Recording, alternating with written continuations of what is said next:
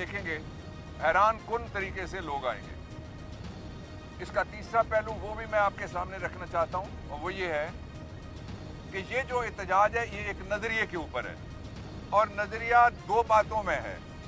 एक ये कि हम कोई अंदरूनी या बैरूनी गुलामी कबूल करके आपकी खुद मुख्तारी को सरेंडर नहीं कर सकते।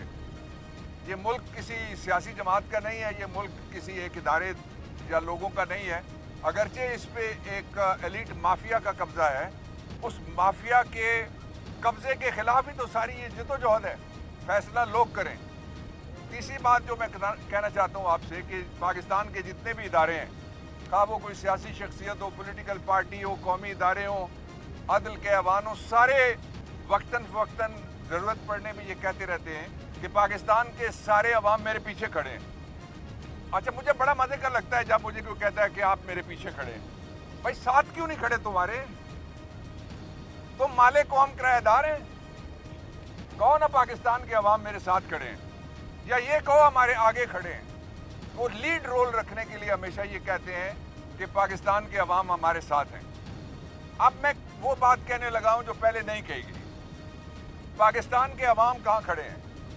सबसे पहले 20 सीटों पे इलेक्शन हुआ, जोर लगाने के बावजूद भी 2/3 मेजॉरिटी से हम आगे निकल गए। 2 सीटों पे गड़बड़ हुई, और एक सीट पे तो 45 दिन गिनने के बाद भी उनको 45 वोट सिर्फ वो लीड ले सके जाली तरीके से।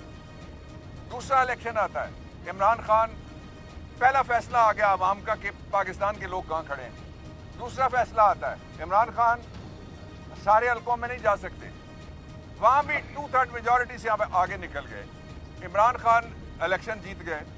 लोगों ने बताया हम कहाँ खड़े हैं। कल कुर्रम एजेंसी में फैसला हुआ है। कुर्रम एजेंसी में वोट ही वो एरियाज ऐसे कम पड़ते थे। 20,000 से ज़्यादा वोट मिला है आपके कप्तान को, और 8,000 से ज़्यादा उनकी लीड है उन इलाकों में। वो फैसला भी आ गया। अब वो सारे इदारे जो फैसला साज हैं उनको चाहिए कि वो कहें कि हम पाकिस्तान के अवाम के साथ खड़े हैं, हम किसी को पीछे खड़ा नहीं करना चाहते, ना ये कहते हैं आगे हो जाओ। हम सारे इकट्ठे हैं, और इकट्ठे होकर मांग क्या रहे हैं? जल्द फौरी इलेक्शन, जल्द मुनसिफाना इलेक्शन, जल्द आजाद इलेक्शन, जल्द वो इलेक्शन जिसमें काउंटिंग वाला ना जीते, वोट की गिनती करने वाला ना जीते, वोट डालने वाला जीते। आखिरी बात, ये जो मार्च है ये पाकिस्तान की तारीख बदल देगा, और पाकिस्तान की तारीख पहले ही बदली गई है। पाकिस्तान की तारीख इस तरह से बदली गई है जिस तरह इमरान खान ने कहा है, अगेंस्ट ऑल ऑड्स उसने सारे इलेक्शन जीते हैं। वो कहते थे कि कोई रह तो नहीं गया, तो कोई भी नहीं रहा जिसने मुखालफत ना की हो, और कल भी कोई नहीं